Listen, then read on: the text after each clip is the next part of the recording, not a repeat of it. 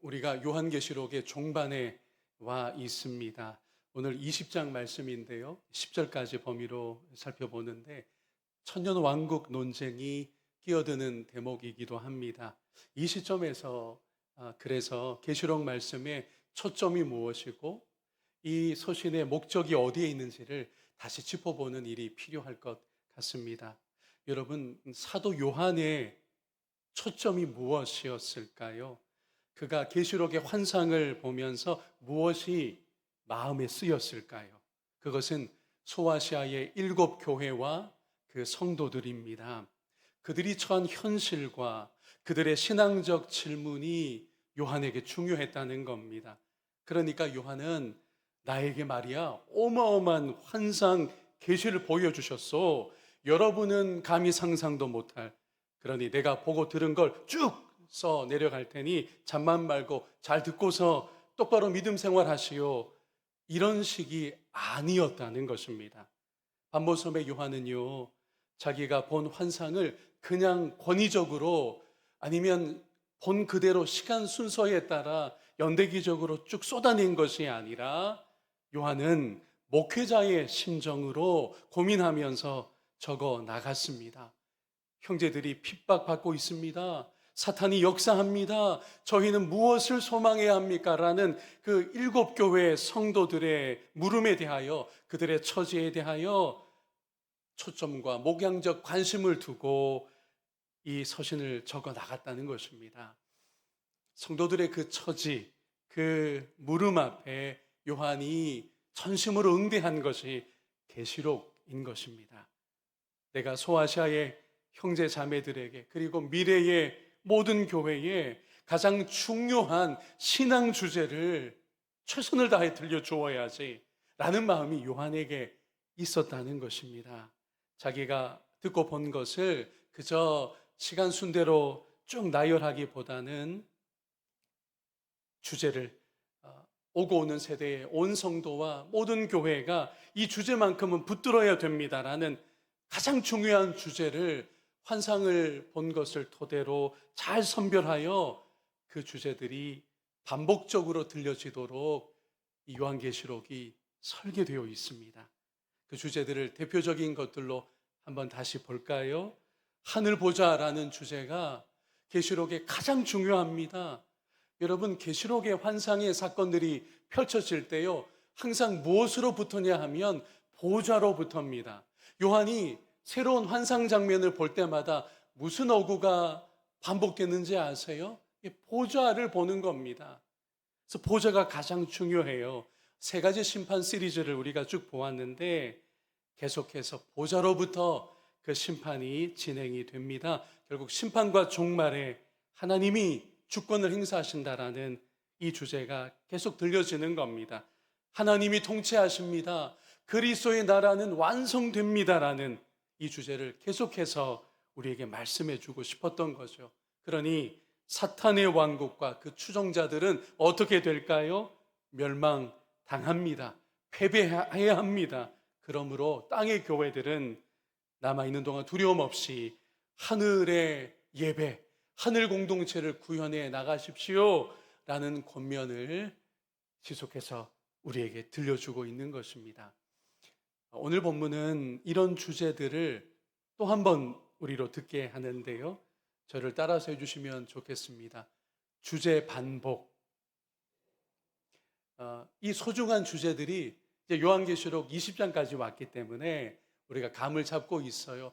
핵심적인 주제들, 요한이 당시 상황, 또 오고 오는 세대의 교회들을 내다볼 때 이 주제들이야말로 가장 중요합니다라고 하는 몇 가지 주제가 오늘 본문에도 들리고 있다라는 거예요. 간단한 도식으로 여러분과 큰 그림으로 보겠습니다. 자, 사탄이 결박당합니다. 1000년 동안요. 근데 이 일이 벌어지는 공간은 어디냐? 땅입니다. 그리고 성도들은 어떻게 됩니까? 그리스도와 함께 통치합니다. 1000년 동안. 이때 공간은 땅이 아니라 하늘입니다. 요한계시록은요, 연대기적 진행이라기보다는 공간의 차원이에요. 하늘을 보여주고 다시 땅의 현실을 짚어주다가 땅에 역사하는 사탄 세력을 조명하면서 다시 하늘의 진정한 모습은 무엇인지 하늘과 땅을 오가고 있는 책입니다. 자, 세 번째 국면은 사탄의 멸망입니다. 이건 기간이 없어요. 무슨 말이냐? 영원토록 멸망될 거라는 겁니다. 공간은 땅으로 나와 있고 7절로 10절까지의 그 내용이 있습니다. 자, 우리가 큰 그림을 본 거예요. 핵심을 함께 확인한 겁니다. 여기서 설교를 끝내도 될 것 같습니다만 주제를 우리가 확인한 것이니까요. 여러분, 오늘 본문도 그래요. 세부적으로 따지다 보면 방향을 잃기 쉽습니다. 주제를 놓치기 쉽습니다. 그래서 여러분과 큰 그림에 주목한 것입니다. 이 주제의 세 가지 국면을 핵심 구절로 살펴보겠는데, 먼저 사탄의 결박, 사탄이 무적행에 감금된다고 하는 중요한 말씀입니다. 2절과 3절입니다. 용을 잡으니 얼마나 여기서 환호성이 터져야 되는지, 여러분, 지금쯤 되면 용이 잡혔다고? 용은 곧 사탄이잖아요. 사탄이 잡혔다는 거예요. 포박당했다는 겁니다. 사탄의 정체가 또 한 번 여기서 이야기되죠. 곧 옛뱀이요. 이건 창세기 에덴 동산으로 가는 말씀이에요. 마귀요 사탄이라 잡아서 1000년 동안 결박하여 3절입니다. 무적행에 던져넣고 잠궜습니다. 그 위에 임봉까지 합니다. 1000년이 차도록 다시는 만국을 미혹하지 못하게 하였는데, 여기 한 가지 단서가 있어요. 그 후에는 반드시 잠깐 놓이리라고 환상을 요한이 보았습니다. 사탄이 어떻게 됩니까? 결박당합니다. 감금됩니다. 사탄의 역사가 정지된다라고 하는 중요한 말씀입니다. 자, 그런데 잠깐 놓일 때가 허용된다라고 합니다. 이 부분을 잘 이해하는 것 중요합니다. 잠깐 놓이는 동안 이런저런 일들이 있을 거야 라고 상상과 추측의 세계로 막 가다 보면 엉뚱한 데로 빠지는 것이고요. 우리가 초점과 방향을 항상 확인하며 가는 게 특별히 요한계시록에서 중요한데, 사탄이 영원한 처벌을 받아 멸망한다는 것이 궁극의 방향입니다. 사탄이 어떻게 된다고요? 영원한 처벌을 받습니다. 그래서 멸망당한다는 거예요. 오늘 본문에서도 이 초점을 명확히 해주고 있습니다. 그래서 잠깐 풀려난다고 묘사하는 이유를 우리가 정확히 해야 될 것 같아요. 잘 들어보십시오. 멸망의 무대를 마련하기 위함입니다. 이 첫 번째 내용이 너무 중요해요. 같이 읽어볼까요? 멸망의 무대를 마련하기 위함이라는 거예요. 요한은 사탄의 최후 멸망을 극적으로 보여주기를 의도합니다. 마치 극악한 죄수를, 과거의 처형 방식이죠. 처형하기 위해서 단두대를 준비하는 과정에 다름 아닌 것입니다. 그러니까 사탄이 이제 마지막 처벌을 강력하게 받고 멸망될 텐데 그 무대가 좀 필요했던 거예요. 말하자면 단두대를 세우는 겁니다. 처형당할 장소가 준비되는 거죠. 이걸 위해서 어떻게 된다고요? 잠깐 풀려난다는 것입니다. 이렇게 요한이 자기가 듣고 본 환상을 조금 더 그 7교회 성도들이 이런 거구나 라고 감동하고 또 충격도 받으면서 그 가운데서 소망을 굳건히 할 수 있도록 극적인 묘사를 하는 데에 요한은 탁월한 인물이었습니다. 그렇게 해서 교회들이 위로 가운데 또 확신으로 굳건해지기를 목양적으로, 목회적으로 사도 요한이 마음을 갖고 있었다라는 것이기도 합니다. 잠시 놓아줍니다. 잠시 풀려납니다. 사탄이 어떻게 하느냐? 마지막 난리를 칩니다. 구약에 나오는 곡과 마곡의 전쟁을 재현한 거예요. 이것은요, 이 대목도 중요합니다. 앞서 나온 아마겟돈 전쟁과 동일한 것입니다. 이거 또 다른 전쟁인가요? 이게 무슨 3차, 4차 대전입니까? 그렇지 않아요? 앞서 우리가 보았던 아마겟돈 전쟁과 동일한 이야기를 다시 들려주는 겁니다. 요한계시록은요, 연대기적이지 않아요. 주제를 어떻게 한다고요? 반복하고 있습니다. 순한 반복의 글쓰기가 사도 요한의 것이었어요. 그래서 앞서 아마겟돈 전쟁이 그려졌는데 그것과 똑같은 그 전쟁을 한 번 더 여기에서 조명해 주고 있는 것입니다. 다른 시각으로, 다른 목양적 의도에서 그 전쟁을 한 번 더 다루고 있는 거예요. 자, 사탄이 잠깐 놓여서 이 전쟁을 벌이는데 결국 어떻게 되는 일이냐 하니 매를 더 버는 일이 되고 맙니다. 화를 완전히 자초하는 일이 되고 만다는 거죠. 멸망의 무대가 잠시 놓여져서 난리치는 통에 마련되었기 때문에 완전히 미치는 장사를 사탄은 하고 만 것입니다. 7절로 10절까지 해서 그 구체적인 내용을 보겠습니다. 천년이 참에 사탄이 그 옥에서 놓여 나와서 땅의 사방 백성 곧 곡과 마곡을 미혹하고 모아 싸움을 붙이리니, 이게 앞서 우리가 만났던 아마겟돈 전쟁을 다른 관점에서 다시 조명하는 겁니다. 그 수가 바다의 모래 같으리라. 굉장한 일을 벌이는 것 같지만요, 마지막 발악을 하는 것 같지만 구절과 같이 됩니다. 그들이 지면에 널리 퍼져 성도들의 진과 사랑하는 성을 두루매, 그러니까 굉장히 뭔가 있을 것 같았습니다. 이거 전세가 역전되나 싶을 그때에 잠시 노인받아 버린 이 일 끝에 어떻게 됩니까? 하늘에서 불이 내려와 그들을 태워 버렸습니다. 10절 말씀입니다. 또 그들을 미혹하는 마귀가 불과 유황못에 던져지니 거기는 짐승과 그 짐승과 거짓 선지자도 있어. 그러니 이 사탄의 용의 추종자들이 다 그냥 패키지로 다 그냥 거기 가 있는 거예요. 단체 지옥 관광을 한 겁니다. 세세토록 밤낮 괴로움을 받으리라. 여기서 한 가지 확인하는 것은요, 사탄과 그의 추종자들이, 사탄의 세력이 그냥 죽고 없어지는 게 아니에요. 세세토록 영원히 그 불못에서 고통받게 하는 것이 우리 하나님의 사탄 세력을 향한 멸망의 방식이었던 겁니다. 죽고 끝나면 어쩌면 더 나을지 몰라요. 그런데 하나님 그렇게 하지 않으세요. 영원토록 고통당하게 하시는 것입니다. 자, 요한이 이렇게 사탄의 최후를 극적으로 묘사하고자 한 것입니다. 그러면서 노리는 효과가 있어요. 그건 대조라는 효과입니다. 하늘에서는 그러면 어떤 일이 이루어지는 것인지 땅에 사탄 세력의 무저경의 감금과 잠깐 풀려나자면 결국 저 불못에서 세세토록 고통당하는 이 상황, 이 장면, 이 공간, 하늘에는 어떻게 되는 겁니까? 성도들은, 교회는 어떻게 되는 겁니까? 이걸 효과적으로 보여주고 있는데 바로 성도들과 교회의 통치입니다. 그리스도와 함께 왕노릇하는 것입니다. 4절 말씀을 볼까요?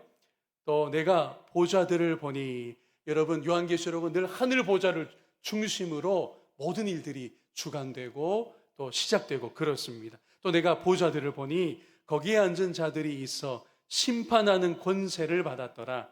또 내가 보니 예수를 증언함과 하나님의 말씀 때문에 목배임을 당한 자들의 영혼들과 순교자들입니다. 또 짐승과 그의 우상에게 경배하지 아니하고 그들의 이마와 손에 그의 표를 받지 아니한 자들이 신실하게 믿음 지킨 성도들이죠. 살아서 그리스도와 더불어 천년 동안 왕노릇하니. 아멘. 자, 여기에서도 천년이라는 기간이 언급되는데요, 우리가 초점과 주제를 붙드는 것이 중요합니다. 근래까지도 천년이라고 하는 이 단어 하나에 불필요한 관심, 불필요한 초점이 참 많았습니다. 대표적으로 그 천년 통치가 예수님의 재림 전에 있을 거다라고 하는 주장이 꽤 많았습니다. 힘을 얻기도 했었어요. 그게 한번 좀 들어보셨을 거예요. 전 천년설이라는 겁니다. 그런가 하면 또 대표적인 해석이 이것이죠. 성도의 천년 통치는 예수님의 초림과 재림 사이의 기간이다. 그게 1년, 2년 숫자 세어서 천년 동안 정말 문자 그대로 지상에 이루어지는 그런 왕국이 아닙니다. 예수님 초림 이후로 성도들의 통치는 이미 시작이 되어서 예수님의 재림 때에 그 통치가 완연해질 겁니다. 라고 하는 무천년설이 또 하나의 설명이기도 합니다. 모든 교회 시대를 이 천년기라고 해석한 것이죠. 뭐가 더 그럴듯하게 들립니까? 우리 모였는데 다수결로 한번 선택을 해볼까요? 그럴 수도 없는 일이에요. 중요한 건 주제가 무엇이냐에 있습니다. 무엇을 말씀하시고 있느냐라는 거죠. 그건 바로 여기 있습니다. 최후 승리는 하나님과 어린 양의 것입니다. 감사하고 영광스러운 것은요, 우리들이 성도가 그 승리의 영광에 참여한다라는 거예요. 성도는 또한 하늘에 있습니다. 오늘 공간의 구분을 명확히 보았어요. 사탄은 어디예요? 저 땅 밑에 무저갱에, 그러다가 아예 불못에 집어 던져지게 되어 있습니다. 결국 최후의 그림은 성도는 하늘에서 위로를 받고 하나님의 상을 받습니다. 사탄은 무엇을 받습니까? 멸망을 당하게 되는 것입니다. 이제 오늘 말씀을 좀 정리해 볼게요. 목사님, 무슨 둘째 사망이다, 첫째 부활이다, 이건 뭐예요? 내일 제가 조금 설명을 드릴게요. 너무 격가지로 가다 보면 주제를 놓치는 잘못을 범할 수 있습니다. 내일 제가 언급해 드리겠습니다. 자, 말씀을 적용하고 정리하겠습니다. 오늘의 영적 지형도를 한번 보자고요. 사탄이 최후는 오늘 말씀 그대로인데 아직 목숨을 부지하고 있습니다. 아직 활동하고 역사합니다. 그래서 신약 성경에 어떤 말씀이 있죠? 우는 사자와 같이 삼킬 자를 두루 찾아다닌다라고 합니다. 그러니 사랑하는 여러분, 우리의 믿음의 허리를 동이고 굳건하게 설 수 있기를 주의 이름으로 권면합니다. 다른 것 없어요. 굳건하게 서 있으면 됩니다. 분명하게 진리 가운데서 이렇게 대처하고 있으면 돼요. 그러면 이미 이긴 싸움이지 않습니까? 우리의 매일의 승리가 경험될 것입니다. 개인적으로 적용을 이번에는 해볼게요. 여러분의 개인의 삶에, 가정에, 신앙의 길을 걸어가는 동안 고난을 만나게 됩니다. 그럴 때 우리가 넘어지지 않으려면, 시험에 빠져서 헤어나오지 못하는 그 장기간의 영적 어두움에 들어가지 않으려면 우리가 이런 믿음으로 새롭게 되어야 할 것 같아요. 하나님, 선하신 마지막이 있군요. 이 땅에서 어려움도 뜻밖의 불행조차도 내 삶에 찾아올 수 있지만 성도로 제가 살아가는 삶의 최후는 그러하군요. 하늘이군요. 그리스도와 더불어 왕으로서 통치하는 일이군요. 여러분, 마지막이 어떠한지가 계시록에 밝히 펼쳐져 있다는 게 얼마나 우리에게 위로가 되는지 모릅니다. 이 땅에서는 영적 싸움 중에 또 믿음의 순수함을 지키느라 손해보고 어려움 겪고 우리가 아직 몸을 갖고 있잖아요. 몸이 아프고 상하게 되기도 합니다. 이것이 우리 신앙의 안목의 전부가 아니어서 그 끝에 마지막 그림은 무엇인지가 계시록을 통해서 환히 드러났기에 여러분, 시선을 우리의 시야에 들어오는 정도에 머물지 말고요, 마지막에 그 위대하고 아름다운 그림에 우리의 궁극적인 시선을 둘 수 있기를 주님의 이름으로 소망합니다. 이 땅에 우리가 계속 교회 공동체로 믿음의 사역을 감당하는데요, 저는 찬송가 351장이 이번 요한계시록 묵상 중에 얼마나 새로운 도전과 은혜로 다가오는지 몰라요. 그렇구나. 우리 옛적 믿음의 선배들이 계시록 말씀까지 깊이 묵상하여 이런 멋진 찬송을 불렀었구나. 거기 이렇게 되어 있잖아요. 큰 음녀 바벨론 같은 세상 나라들은 멸망당하나 예수 교회 영영 왕성하리라. 거기 영영이라는 이런 단어는요, 요한계시록을 묵상했기 때문에 나오는 겁니다. 당장은 어려움이 있어요. 성도로 혹은 교회 공동체로 나가는 길에 현실적으로 고난이 찾아옵니다. 그런데 예수 교회가 영영 왕성할 겁니다. 마귀 권세 감히 해치 못함은 주께서 하늘 보좌에 계시면서 오늘도 이 땅의 모든 교회를 지키심이라. 그러므로 어린 양을 따르며 경배할 것을 계시록 말씀이 거듭 우리에게 권면하지 않습니까? 그 찬송에 보면 우리 찬송 듣고 지옥 떨리니, 얼마나 놀라운 고백이고 통찰인지 모르겠습니다. 사랑하는 여러분, 성도의 승리가 보장되어 있습니다. 거기에 확신과 소망을 두고 오늘의 고난, 오늘의 유혹, 오늘의 여러 미혹하는 세력들 앞에 당당히 맞서며 굳건하게 두 발 땅에 딛고 진리 위에 서서 잘 대응하며 마지막 소망을 향해 오늘도 내일도 믿음의 여정 감당하는 저와 여러분, 또 우리의 공동체이기를 주의 이름으로 축원합니다.